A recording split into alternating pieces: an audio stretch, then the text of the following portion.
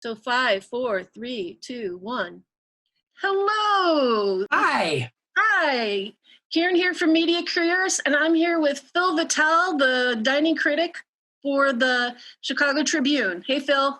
Hi there. Hi. Thanks for joining me. My pleasure. Phil's been with the Tribune Company for a long time. He's started with the company in the late 70s. That would be the 1970s. And he's been the restaurant critic since the late 80s, since 89. He's got a wife and 2 sons, and they sometimes accompany Phil on his culinary ventures. For more than 30 years, Phil's, as I just said, Phil's been at the Tribune. So again, welcome, Phil. So glad. Thanks for having me. Yeah, so glad that you're here.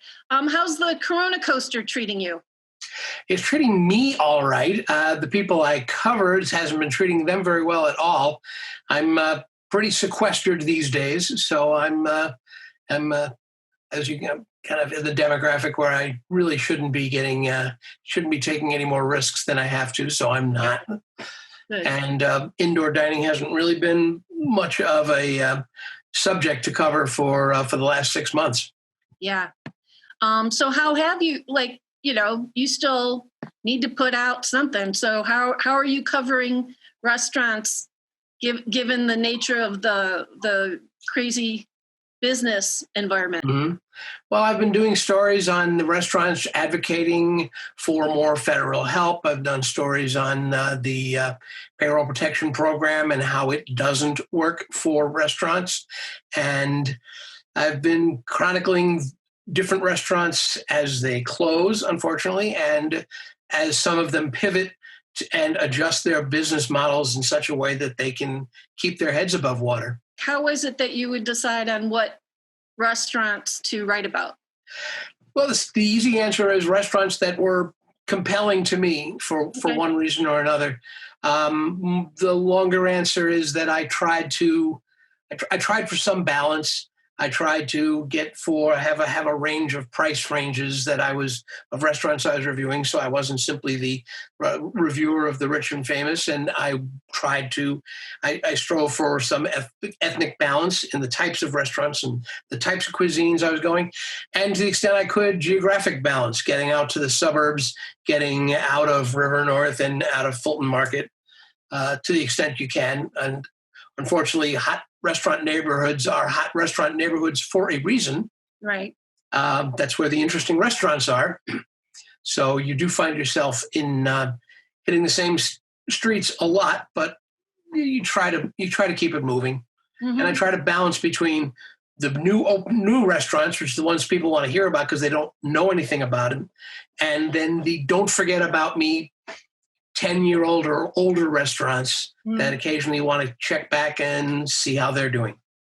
Are you contacted by a lot of restaurants when they change their menus or they have something new going on? Yeah, they're not shy. Okay, very good. What got you into doing restaurants? Because before this, you were not. No. When I started in 1979, the Chicago Tribune had a suburban paper, a separate suburban product called Suburban Trib. And that was distributed within the Trib, physically inside the Tribune, if you're a suburban subscriber. And we covered DuPage County. I was principally in DuPage County, although we had 10 different zoned copies of the of Suburban Trib. And I started there, and it was, in a way, it was very much like working on a small paper, because even though we were owned by this big honking company, we had our own ad staff and our own production staff and our own editors and et cetera. And so we did things more or less our way. And if you start off at a small paper, which is how most people ought to, you find yourself, you can do just about any story you want to if you're willing to do the work and get in there. So when they hired me, they looked and saw that I had worked at a restaurant during, to pay my way through college. And they said, oh, well, maybe you could write restaurant reviews, because everybody, we pitch in, about 5-6 different people do them. And so that's when I got to do my first ones, really. On the sidelight, the other thing is they saw I'd once played in a band, and they said, oh, maybe you could do music reviews. So I got to do a little of that too. But the restaurant review thing kind of stuck for me.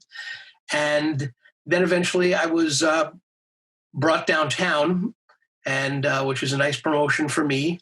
And I didn't have the critic job or anything like that, but I would help out in general features and occasionally pinch hit some work for the restaurant critic at the time.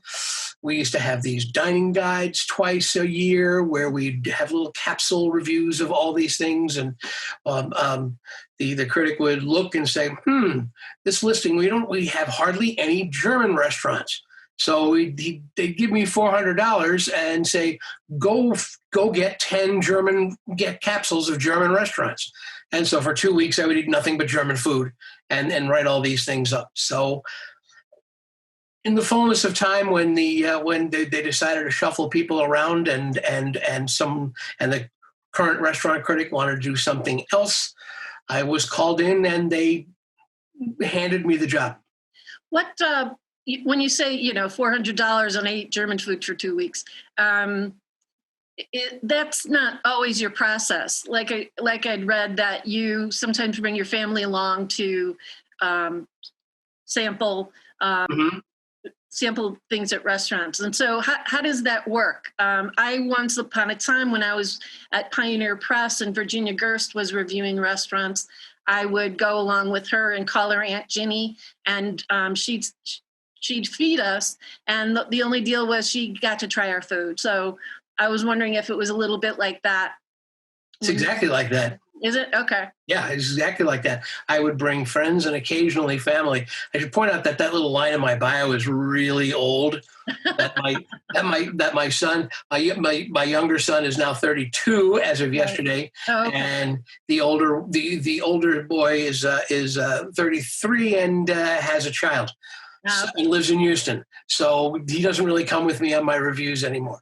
But my wife and friends and during the week, usually colleagues, will join me. And yes, it's exactly like that. You get to go out to dinner with me, but I pick the restaurant, I decide what we're going to order, and I eat off your plate. Sure.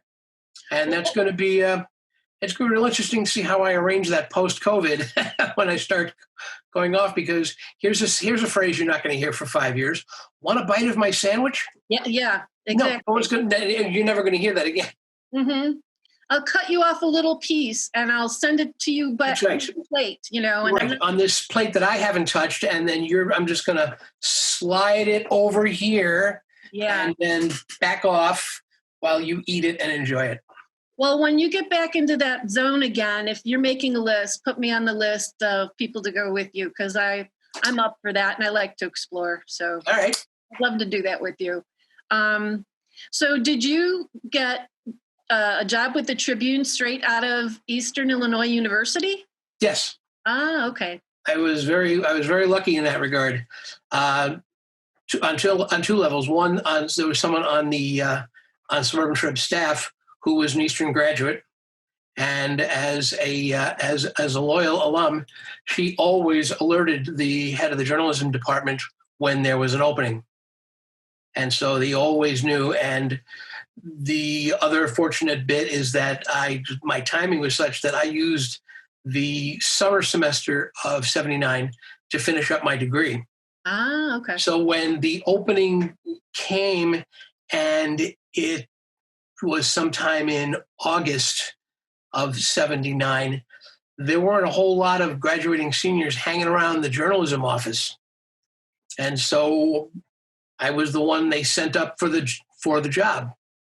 Okay. And then the third fortunate thing is that despite my incredibly spotty resume, they required us to take a test. We had to lay out a page, we had to size some pictures, we had to write a couple of headlines, we had to edit a couple of freelance stories. And I was used to doing all that. Mm-hmm. And I actually knew the word processing system that they had, because it was the one that we had at Eastern. Ah. So I passed. I think that's a fantastic test they gave you. I mean, if it all shut down and people couldn't get into work, Phil could lay it out. Phil could size the pictures. Phil could. Once upon a time, I could. Yeah. The technology has gone to the point that I haven't laid out a page in a long time, and that would be quite a challenge to move these blocks of copy around with the, back then I used to wax up the thing. I used to wax up the printouts and physically paste it on the layout to be photographed later. Back when the vocabulary was key lines and paste ups. Yeah, absolutely. Mm-hmm. Back when I had the no longer useful skill of being able to use an X-Acto knife to turn a comma into a period. Because if you had to trim something for size, you often found that a sentence would work without the clause at the end. Mm-hmm. So you take that off and that gets you 2 lines, but now you've got a comma and one little click of the X-Acto knife and that comma is now a period and your paragraph is over and you save the space. That's wild. That's funny. It's so useless now. Yes, but I can relate. And some older journalists and designers can relate as well. Mm-hmm. I know. So what attracted you to journalism? I always liked writing, and I always liked the idea that your name is on your work. I mean, there are so many jobs, and there are very fulfilling jobs, and all the rest of it, and in which you contribute, you do anything, but at the end of the day, if I've got a story and it goes out, my name is on it. And that had great appeal to me, that I knew what I was doing and that people, the ones who cared, knew what I was doing. And also that the the idea of deadlines really appealed to me, not because I work well under deadline, but that if it were not for deadlines, I would never have written anything. Yeah. So I need that hot breath on the back of my neck to finish.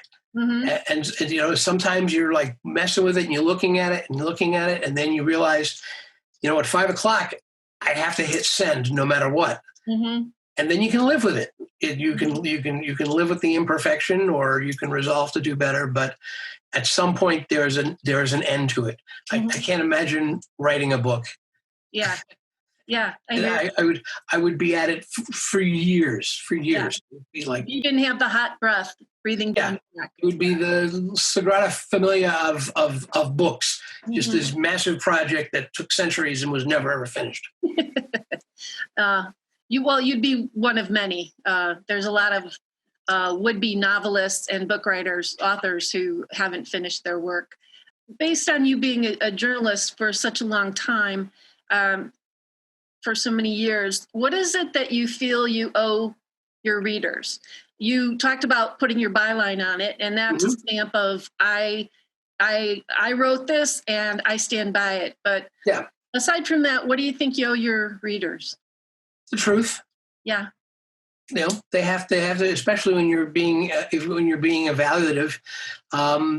They have to know that this is what I believe, and I'm not shading what I believe because the chef is a really nice person, or shading it because the chef isn't a very nice person. Mm-hmm. I don't spend a whole lot of time finding out which chefs are nice and which ones are naughty, because I don't want that in my head anyway.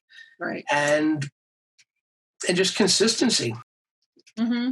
I mean, there's I take it as a compliment when some readers say, "I knew you would hate this thing," because you're always, and I learned that from, I shared cubicle space, not actually desks, but in the same vicinity as Gene Siskel for a long time. And I read all his stuff religiously. And, I developed my own, I could tell that if he really liked a Woody Allen film, that maybe I might not necessarily like it, because he adored Woody Allen and almost everything he did back then. And then there'd be somebody else that if he didn't like it so much, there might be some hope, because he doesn't seem to like that author's work very much. And these are not flaws as far as I'm concerned. There's just an insight to the way the critic thinks, and it's very, very valuable, because that's what you want out of a critic anyway. You want to be able to read what's said and be able to make a decision reliably based on that. Unlike art critics or architecture critics, or my field is telling people about stuff that they are likely to go and do. Yeah. And so I'm writing, I'm writing to the person who has $75, and that's pretty much what that person uses for entertainment for the month. And that's the person has to know that if I tell them that your $75 will be spent well there, they can rely on that. Mm-hmm. What is it you think would surprise people about the process, about the work that you do? I've mentioned it before, but people are still kind of surprised that I visit a place 3 or 4 times before I write it up. I don't always, but that's usually the goal I set for myself. And and it still amazes me to this day because it's been so consistent. So some people are I always bump into people and they say, so the restaurant calls you and gives you free meals, so you go in? I said, no. I pick the restaurant. I don't tell them I'm coming. I pay for everything. Mm-hmm. And then the paper pays me. I mean, I'm not running a charity here, but yes, but no, the restaurant gets its money and they don't get to say when I'm coming in and like that.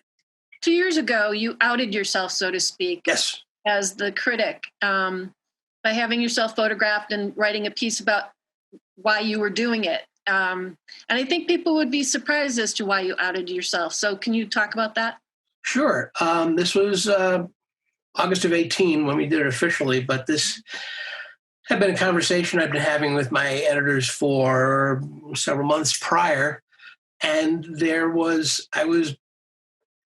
I became more and more aware that I was inadvertently contributing to a two-class system of restaurants. They were the restaurants that knew who I was over the years. They figured it out. It's not hard, particularly if you're a restaurant with connections and resources and things like that. And I know years ago being able to, can you spot Phil was one of the questions on an interview if you wanted to be a host or something like that. Wow. I'm sure there were other people they wanted you to recognize as well, but, do you know who this is? Would you recognize that person? And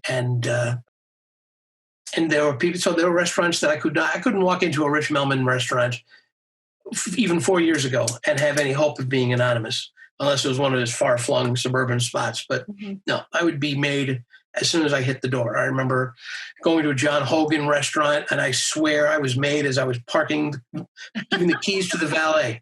My wife and I get out of the car, I'm looking big glass window, looking into the restaurant, and there's somebody by the host stand, and he looks out the window, and he does a 180 and goes shooting toward the kitchen. I said, there's only one reason a host is running into the kitchen. He needs to tell the chef something. So I said, all right, it's over. It's over. I haven't gotten indoors, and it's over. And then there were other restaurants that didn't have these connections or weren't as shrewd, and they had no idea. And I gave as an example, within a week, I walked into one restaurant, and they didn't know me from a hole in the ground. And I got a terrible table, way in, East Lansing kind of thing. And I got a different waiter, and things were slow and disjointed and not very good. Mm-hmm. And a few days later, I went into the latest lettuce entertaining place. I think at the time it was Abba. And I walked in there. I got there early because they couldn't get a reservation. So I went to put my name in at the host stand, and they initially quoted about a 90-minute wait, which I knew was going to happen. So I went to the bar, and I was 3 sips into my first drink when I got a tap on the shoulder, and a table had magically opened up for me, and service was. And so it was. I started thinking, now, is it fair for me to ding the first restaurant for making mistakes that the second restaurant could not possibly have made because they knew? Right. And I could not find a way to make the second group of restaurants forget what I looked like. So all I could do is figuratively raise the veil and let everybody see. And then it was, okay, now nobody has an excuse. Now I've leveled the playing field. Here's the guy. Right. And you sit me in the far table to your They can Google you, find a picture of you. and know what you look like. So everybody, like you said, right. Even playing field. Right. And even back then, I mean, in 2018, if you looked under my name for Google Images, you got nothing. Oh, I know that because I looked. Yeah, you got a couple of people that look like me, and a picture of my 32-year-old son as a 13-year-old holding up sarcastically a kiddie plate of pancakes where they had used pineapple to draw a smiley face on it. And this is what they served him when he was 14. He did not. And you find that picture, but you couldn't find me. So I don't know if that's because I was that shrewd or that good at it, or because the restaurants who managed to get snapshots of me weren't about to share it with anybody. Yeah. What do you like to eat at home? Up until 6 months ago, what I liked to eat at home was very, very simple stuff because I was eating all this rich stuff out there. So I would kind of keep things easy. In COVID times, I'm able to indulge myself a little bit more, but I'm up to my ears in vegetables. It was a good crop in the backyard this year. So I have been forcing myself to eat 2 tomatoes a day, a handful of green beans a day, because we spent all this time growing this stuff, and I've got to eat it now, because otherwise it's going to go bad. So I've been doing a lot of witch's brew vegetable sautés, where I just take the 3 vegetables I've been holding on to the longest, and in they go in a pan with a little olive oil, maybe some za'atar seasoning, and I just chase it around for a while, find a protein, and that's dinner. Your bio also said you made a mean egg salad sandwich. So yes, that was an inside joke. Oh, really? Because I like an egg salad sandwich, but nobody else in my household back then would eat my egg salad sandwich. My boys at that time, teenagers, would be in open rebellion when I try to make egg salad, especially in the springtime, because that's what you do with your Easter eggs when you're done having them be Easter eggs. Yeah. When 2 days after Easter, what you have is a whole bunch of funny-looking hard-boiled eggs. Mm-hmm. So I'd mash them up and I'd make egg salad and said, okay, we can have egg salad sandwiches. And they absolutely would never do it. So it was a message to them. My egg salad sandwiches are very good, and you do not appreciate them. Exactly. To this day, they'll eat a deviled egg and they won't eat my egg salad. I say, it's the only difference is a fork, is that somebody did this with a fork. Is there ever been any moments in your career, be it even before you became the restaurant critic or since then, where you said to yourself, I love my job. This is why I do this work? Yeah, pretty much every day. Really? Yeah. I mean, I look at this, I would do this job, and there'd be some days when I would just have to try to tell myself not to laugh out loud that I was drawing a salary to go to the best restaurants in Chicago and sometimes in other countries. And this was my job. They paid me to do this. And I'm thinking, this is the best thing ever. Cool. And yeah, and I still feel that way. Before you retire, whenever that might be, is there any other projects or things you want to try out before you hang it up? I don't think so. Fortunately, social media lets me give full voice to my political leanings, and so I don't feel the need to explore that very much. And I can even throw in I can get a little sports chats and throw my 2 cents in that way. So no, I've always had a total inability to see past the job I was doing to imagine what I wanted to do next. I never imagined what I wanted to do next. Whatever I was doing, that's as long as I was happy doing it, that's what I was doing. Would that go for any other profession as well? You can't see yourself in any other profession. There's nothing you would try just to try it? No, at this point, no, I don't think so. I'd probably, I'd probably just go join a bar band somewhere, see if I could still do that. Yeah, right. I became a grandfather last year, so when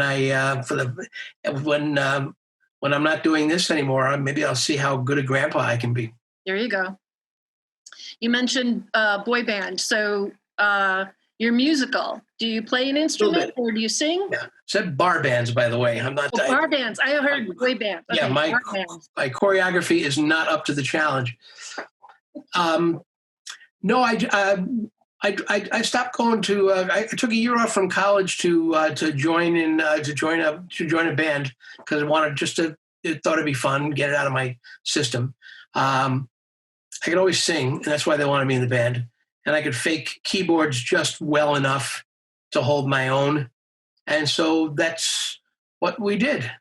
And it was fun. Did it for about a year, and it was. I mean, the very first gig we played was at this private party, and this cute blonde kept hanging around my keyboard and talked to me afterwards, and we made a date to meet for lunch later. And I thought, this is great. This is what being in a bar band is all about, And so we had lunch and et cetera, and I married her, and it's been 40 years, and that's so.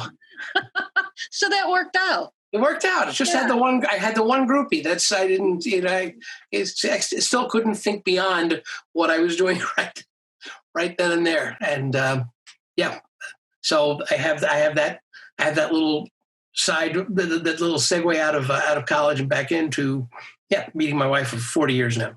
That's fantastic.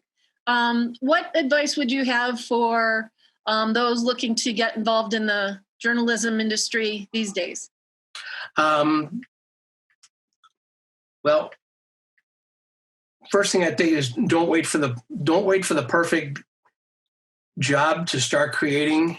Just get out there and create, whether you're just talking to yourself on your computer or doing, just because the traditional career paths are virtually closed. The idea that you're going to work at a college paper and then you're going to start at a small paper and move them to bigger, the papers are falling away, and what is keeping people in the business is the ability to not to go the traditional way, to find new paths to express themselves and to grasp technology. You have to be so flexible and quick in doing technology these days. Some of the people that have joined my team in the last couple of years, I feel like I'm like old man guy going, "You're doing what?" Yeah. And it's changing so incredibly rapidly. What people can do now with the technology. In another few years, you're going to need to do a whole another.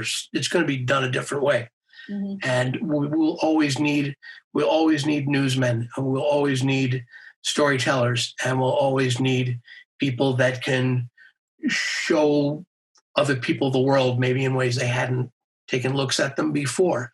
I just don't know in what way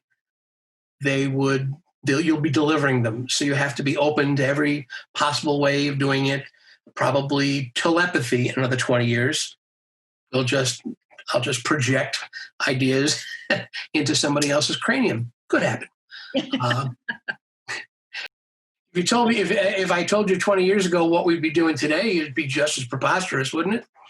Yeah, I bet you'd have a handheld device that would produce the newspaper, put the newspaper right on there. Right. You could read the newspaper on something in your palm and it not be on paper. Right. And do everything else too.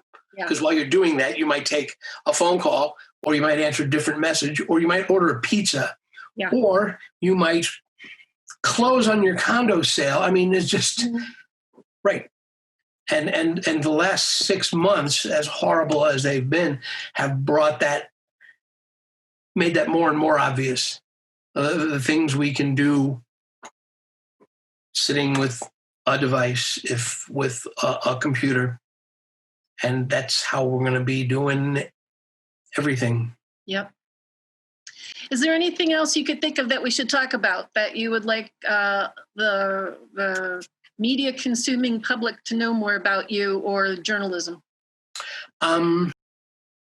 I would start by saying journalism really needs your support right about now.